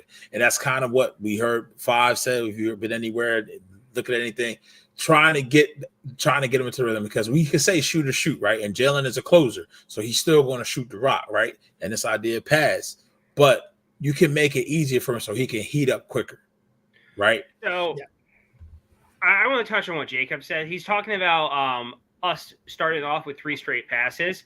And I understand it doesn't look good, but what you need to understand is the last time Jack Stoll was in there at tackle, he was a goddamn turnstile. And it was in the middle of a game. You mean Driscoll? Driscoll. What did I say? You said Stoll, the tight end. You said the tight end. My bad. Yeah. Okay. Yeah. Driscoll was a freaking turnstile. They needed to see what they needed. He did. But in that first series, they needed to see what the time was going to look like and what they could get away with. And what they determined those first 3 plays was they were going to be coming quick and fast, and they needed to make adjustments. So you know what? It wasn't a good start, but you know what? I'm okay with that because you needed to see what the protections were going to look like. Also, you were going to be trying to pass the ball. Also, you got to realize when you open up the game, those plays are scripted. And regardless of personnel, Lane Johnson wasn't ruled out till right before the game. You're not changing your scripted plays right before the game. You're going along with what you had scripted. So you can't use that as against them. Again, like I understand. I would like more balance when it calls for it. I do think that Brian Johnson gets a little pass happy. I 100% agree. I hate the wide receiver screens, the overabundance of them. I get it. I'm in agreement. We are just replying to the take that it's lack of creativity. That is not accurate. That's right. I would love the wide receiver screen if you had a 2-by-1 formation, right? So let's say you have a 2-by-1 formation with a running back in the backfield. Okay, you motion the 1 over to the other side of the 2, get it set, and you run it that way. Because if I'm in a bunch set, right? If I'm in a bunch set, it screams wide receiver screen at certain parts of the field. And we don't run the rub routes like that. And now I'll also say this is just to take the conversation completely to the other side of the ball. Listen, decide. You better figure the fuck out what you're doing with these bunch sets, brother. Like, yeah. They're going to bunch set. If there's a kryptonite to our secondary in the red zone, it's a bunch formation. They look like they are having a spasm in the secondary because they don't know when to hold off, who's taking what. And luckily enough, Josh Allen threw it. He threw the post where Gabe Davis right in the corner. That may not happen again. But that's 60 minutes of football. There's plays every game that you could probably pick. You could pick. It's just, and somehow, somewhere they're coming out. I heard somebody say that they're just like the Vikings of last year. It's completely different. Completely different because the talent that they're playing against is completely different, and they've had to do it in these moments. So when it's money time, it's go time, and they figure it out. Ultimately, I want to get the PY's 5, so we'll leave it here. Win, loss Sunday. That's all I'm gonna ask you. Dubbed. Win. Chucks. Win. Close win. Close. I'm okay with that. We're gonna be sweating again. I'm gonna say close win. While we get into PY's 5, fam, if you're watching, I see the YouTube counter was a little up. Hit that like for us. But just let us know, regardless if you're an Eagles fan, 49ers fan, doesn't matter. Just give me a W, give me an L in the comments. Let me know win, loss. You can throw a score if you're out there, but just let us know W or L, and then we'll tally it up. So Jake did want to say real quick. He wants to be clear. He's rooting for Brad Johnson, and he knows this is his first year. There will be bumps along the way. Just think the offense gets vanilla at times. It gets a little too pass happy. Takes a little too much time to adjust. That's it. I know we hear you. And fair again, enough. It does get too pass happy. It does. And then if you're scoring 30 a game, I don't know how vanilla you can be. I mean, because you could score 40, PY. As someone who loves 60 burgers, I can agree, but still. I could go for a burger right now. All right, so Key says win. Marley Q says win. Swope says win. 40. Swope says loss. 34-26. All right, Swoop is banned for a week. No. Thank you for being honest. This is a safe space. No, it is not. Who told you this? This is a safe. I don't know what to tell you. It's not a safe space for you, PY. It's not a safe space for you. Key says to win Eagles. GW says W. So yeah. All right, PY. What you got? What you got for us this week? We doing the same thing? PY's 5 biggest disappointments so far. Oh, we'll change up. I love it. Ooh, I was gonna go QBs, and it kind of just hit me this morning. I'm like, that would be a little fun. Wait, 5 biggest disappointments for the week or for the year so far? This season so far. Yeah. So that way, he hit in with the Cole Hamels. Vermonte says Eagles 37, Niners 24. Okay. All right, cool. So what we got? Number 5. Number 5. He will not always love you. I'm sorry. Only when he's drinking. Says 37-27 Birds. So the Jets are a mess from their quarterback who can't stay healthy and believes that sunscreen is bad for you, to their GM who refuses to give them a actual backup quarterback, to like literally just everything else. Like these were Super Bowl hopefuls, and they're just oof. Tough time to be a Jets fan. He said oof. Oof. Wait. So what's the actual? So the Jets? Are you doing the Jets? Yeah, Jets. You're Jets. Okay. I agree with it. I agree. So 4, they've played better recently, but like there's no reason they should be this bad with the talent they have on that team and who they have at quarterback. But like I said, once that second half of the season starts, the stupid in his brain just goes off like an antenna he can't stay away from. The Bills. They've been hurt. Yeah, but I don't know. He dumb. That, okay. As a whole, yes, they're a disappointment. Injuries and they've had some really bad losses. So as a whole, I agree.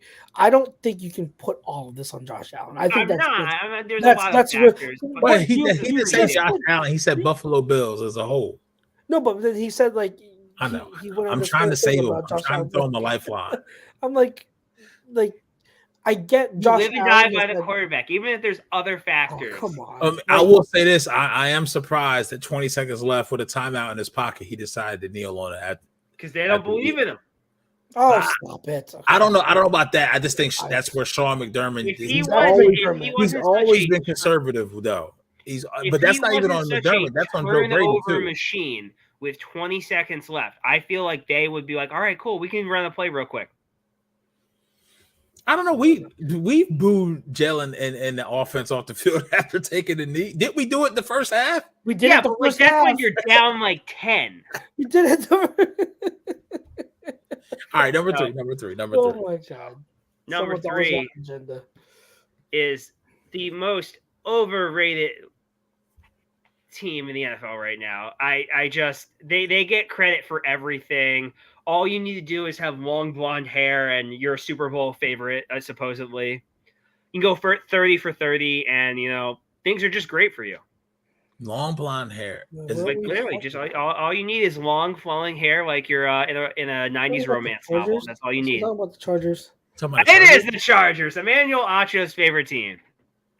Chargers. Okay. They are a mess. I mean, listen, it's not they. It's. I don't know how this. I don't know how Brandon Staley has a job. I don't know. I don't know how Brandon Staley still has a job. I don't know how they passed on Zay Flowers. Yeah, that we all agree on. But they should have drafted Zay Flowers. They should have drafted Zay Flowers. Zay Flowers, Jordan Addison, anybody.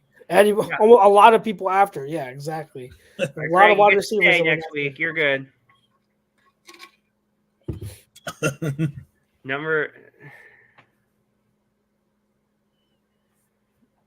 Good on you, Jake. Hey, man, I'd rather be lucky than good. Also, I only can keep being lucky, so Skip keeps crying and having like mental breakdowns. All right, 2. Number interested. Number 2, they're a mess. They got a dub last night. I wasn't impressed. I was not impressed. He continues his turnover ways. What are they? 5 and 6 now? No, 4 and 6. I don't even know. 4 and 6? They can't be 4 and 6. It's week 13. It's week 13. They do have 2 wins. They have 4 wins. So they're 4 and 7. Yeah, because Bagnet got 2 and Fields got 2. I would love to see Ben Johnson there, they need some type of singular type of. Well, no, I want to see Ben Johnson with the Falcons. Let me take that back. I want to see Ben Johnson with the Falcons. Or Shane. They need some type of offensive mind. Because listen, people, I get it. Justin Fields is not your favorite person. That throw to DJ Moore when you literally. That was impressive. I will say that was a really good throw. Rocket. Yeah. But like that was his one throw all game. No, but at the same time, he also the fumbles are bad, especially in crucial times. So like I'm not absolving him of that. But Fields also like a lot of the play calling. I do not like. It's as if Brian Johnson was calling plays. Did you see how many wide receiver screens they were calling? Yes. Like but like they actually have guys who can do wide receivers. Who is their OC? Well, it doesn't matter if you're calling it that many times. The Vikings defense obviously were keying on it. I'm sorry. They're calling a wide receiver screen to somebody. The opposing quarterback throws 4 picks. There's no way you should need to win by a field goal. I'm sorry. Oh yes, but I'm not putting all of that on Justin Fields. I'm putting they have that. Whoever was calling plays for them, I don't know who called plays for them, but like I would. Why are you calling so many wide receiver screens? I would be more scared if Justin Fields was a quarterback of the San Francisco 49ers versus Brock Purdy. They could have had him. Yeah, maybe. Yeah. Number 1. Oh God, they suck. Like no, like they don't. Oh, are you going Patriots? No. No, because he didn't have high expectations for the Patriots. I did not. No, I don't think anybody did. And I don't even think this is a like high expectations thing. It's just like when you draft a quarterback, you expect them to be bad. Carson Wentz with the Eagles was not. Are you going down south? Oh, I'm going down to Dixie. Oof. Okay. It's the Panthers. Like there's no way it's not the Panthers. Like I'm sorry. Like they fired their head coach in 11 games. It's the fastest a head coach has been fired in like 100 years.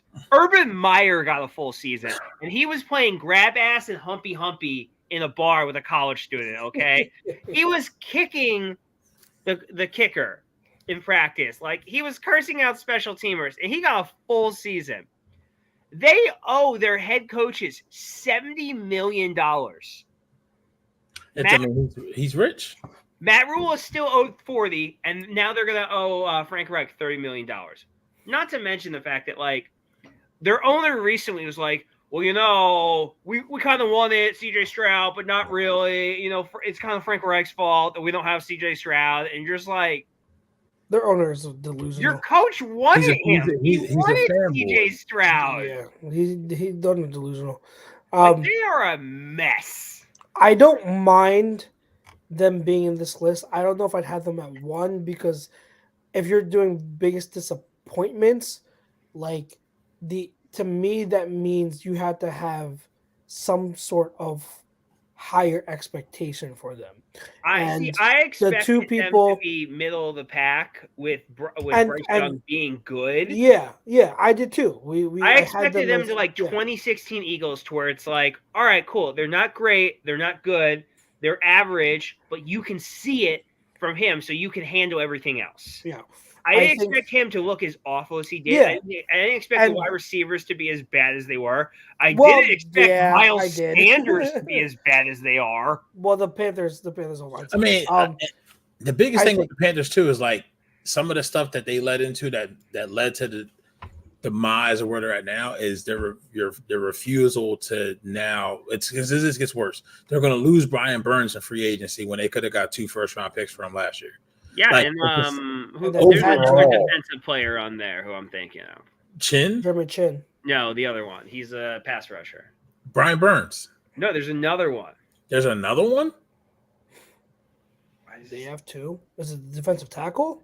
I think so. Yeah. Hold on. Are they growing on trees in Carolina? Maybe. But I see. I get your point. And remember, I had them as like second in the division and pushing for a playoff spot. So I get it. But I can't. To me, like, they belong in the top 5. So I'm not saying like you're crazy. If I were to do it, I kind of agree with Marcus for Fan Talk. Or to me, the biggest disappointment is either the Derek Brown. That's who it was. Derek Brown. Okay, the defensive tackle. Yeah. Defensive tackle. Yeah. It's another guy they could have traded away. Like, I know teams have been trying to get him. They've been trying to get Burns, and they're just like, no, we're good, man. Don't even worry about it. Yeah. I think for me, the biggest disappointments will either be the Bills or the Chargers, followed by the Jets. Then I'd have the Panthers close. Like, that's how I would, if I were to formulate a list off the top of my head. I'm actually just impressed at how bad they are. Like I expected them to be bad, but like as bad as they are, it's just like I'm doing like a 360, like it's The Exorcist. Like, what? It's crazy because it's I think like most people did have Bryce Young as like the QB1. Well, not everybody. He doesn't look. I said most people had Bryce Young as QB1. But like the curve. Yeah, he doesn't look good. Mm-hmm. Now, a big part of it is probably his surroundings, so understandably so. For me, if I'm looking at like how my expectations for teams beginning of the year, Chargers and Bills, I obviously had in the playoffs. Now, again, like I said, Bills, they have been injured a lot, but they've also lost games they shouldn't have. So I can't absolve them of that. That's why I think that they would belong in big disappointment. Like, I wouldn't have the Bengals, who probably will miss the playoffs. I wouldn't have the Bengals on here because when they've been healthy, they've won. Yeah. The issue is they've been hurt. Burrow stayed healthy, so, I have no doubt that they would have ran off like 5 or 6 wins. Exactly. So you can't put them as this because you can understand about it, but I'm like, no, I couldn't. Yeah. But he wasn't healthy all year. No, the Bills should have missed the first 4 games regardless. So for the Bills to be at 6-6, they definitely should be on. They should be higher. They have at least 2 losses that should have been wins. At least, you know what I mean? Like, it was the Jets game in week 1, and then they should have. Who did they play? Were the Broncos, right? Where they lost because they had 12 men on the field goal attempt. So that's That's And then for you to have the Bears up there is just personal because they're the third. They're. No, I don't think anybody would argue that they were either the third or fourth best team in that division. Well, they spent all season talking about how great this team was going to be, and that their quarterback was going to be an MVP candidate, and how much better he was than other players who were MVP candidates. And it's just like it's everything. It was everything from start to finish. Honestly, they should have won the last 2 in a row because Detroit. Yeah. That was the defense that let them down. I wouldn't put the Bears on this list. I wouldn't put the Bears on this list because the past few weeks they've actually been playing better. Like they look pretty good. You know what I mean? Like not like great, but they have. You can see at least that defense is improving. And to be fair, Justin Fields has been improving. He hasn't looked as bad as he looked in the beginning of the year. So it's inconsistent. Like you see the flashes in a nutshell. So I think no, but PY he was a wreck at the beginning of the year. He's not a wreck right now. Like he's been I don't more think consistent. He's looked great. I think he's looked solid. But I didn't say he looked great. I said he's been more consistent. He actually doesn't look bad. So like all in all, who's being picked over Caleb Williams. Can I talk? My God, all in all, if you're looking at the Bears as a whole and not just Justin Fields, I can't put them as a disappointment because they are on the right track. That defense looks good. Like that defense has been playing well. They have really some really good pieces. Obviously, they got Montez Sweat, and that's already paying dividends. That the Montez Sweat acquisition, it's looking like they paid a lot, but he's playing well for them. Dynasty says a good one. Oh boy. Yeah. I think we forget all about them. Yeah, they should be on there too. No, because I always expected them to be completely. I never thought they were going to be good from start to finish. Like, so that's where I have a problem because it means you thought the Bears were going to be good, and you literally just said with the Bears that it wasn't your thought that they were going to be good. It's because you were hearing from other people that he was an MVP candidate. So you're saying you let outside influence this list, which is not supposed to be the essence of the PY. That's not what the mission value statement is of the PY. I thought the Bears. I didn't think the Bears would be this bad. I actually thought they would be better. I didn't think they would be an MVP. You thought the Giants would be this bad? I didn't. I didn't think they've only won 4 games right now. Like, Okay. I don't know. I think there's a lot of inconsistencies. I think that like if you look at so me and Justin Fields are getting along great then. Yeah, they're a lot in common. I think the Giants absolutely. I think he's a better fumbler than I am. Because so Matt Wolf just gave you your PY5 topic for next week. All right. Oh God. We'll list top 5 biggest surprises. Oh yeah. But the Giants. That's actually a solid one. I think as a whole, I think the Giants should be on here because if you look at what they were last year, a playoff team, they were supposed to be trending up. They had the coach of the year, They had the coach of the year, and they were supposed to be trending up.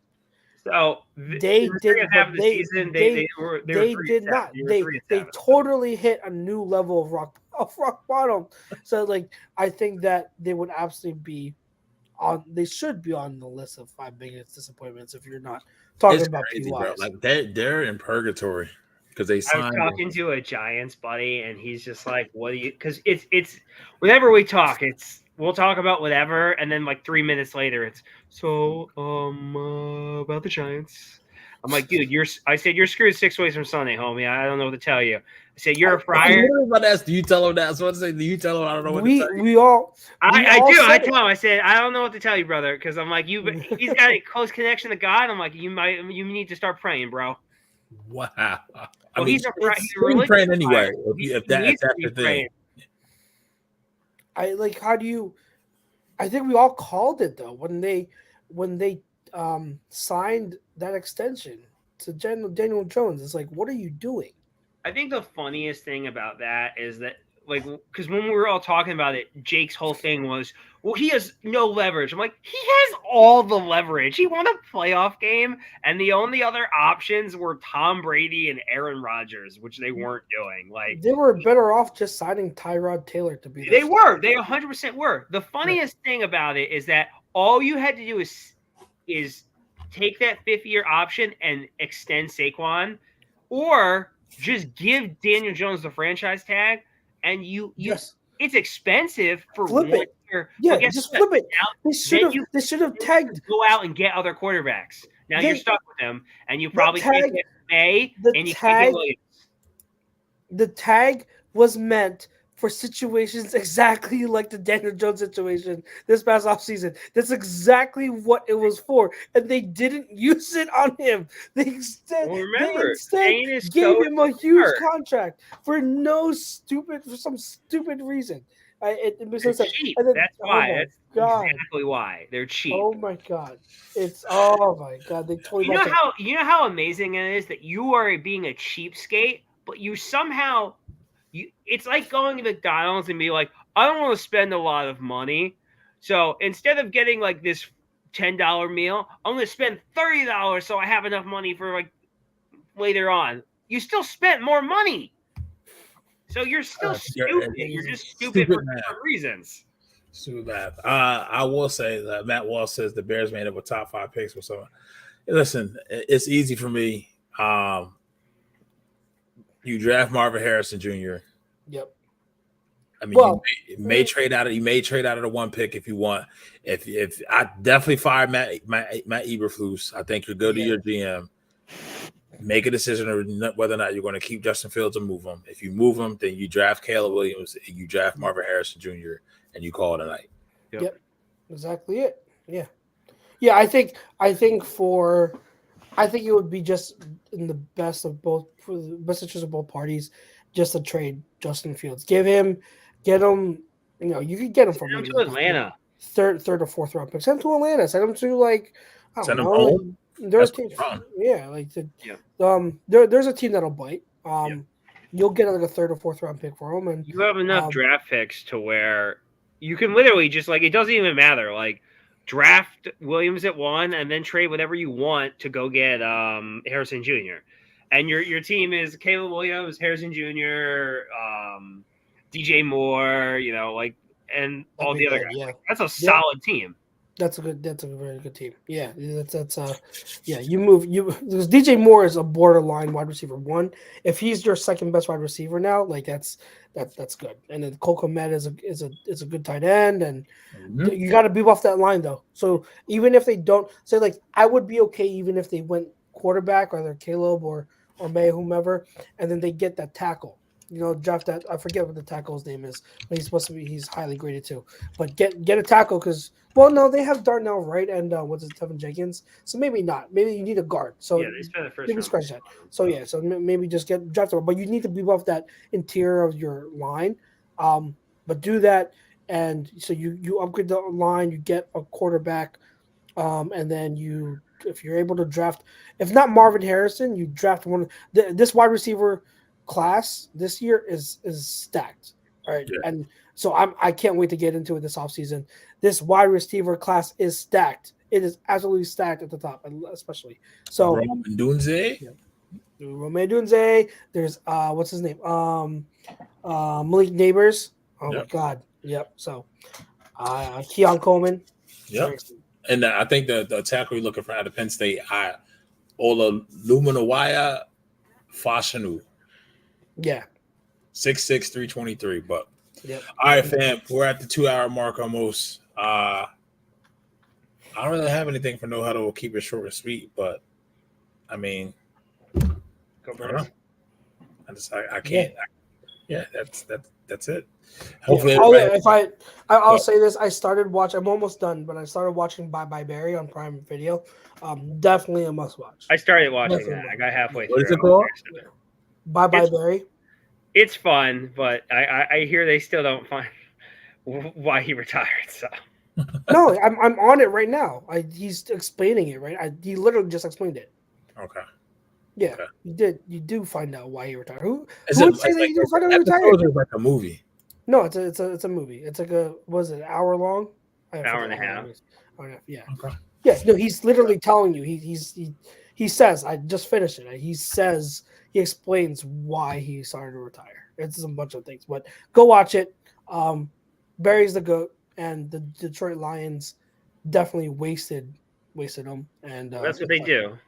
That's what they do. Wasted touchdowns. not to end on a somber note, but shouts out to my family.